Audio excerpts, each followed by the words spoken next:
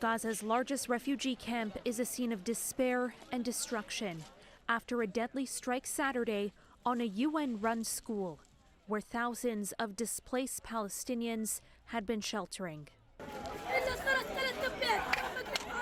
I was standing here when the bombings happened, this boy says.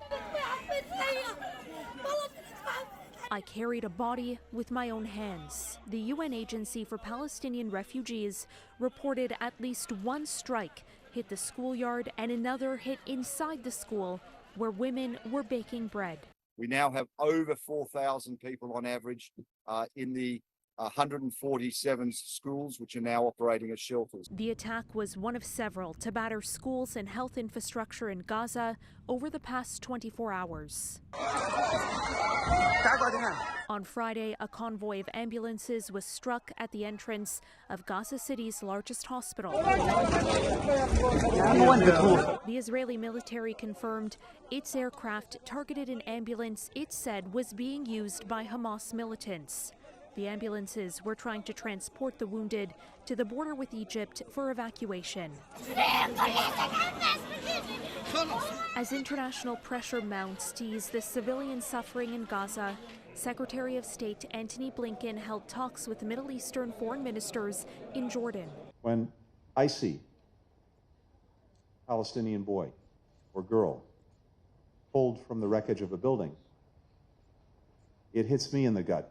But Blinken publicly rejected the idea of a ceasefire. It's our view that a ceasefire now would simply leave Hamas in place, able to regroup and repeat what it did on October 7th.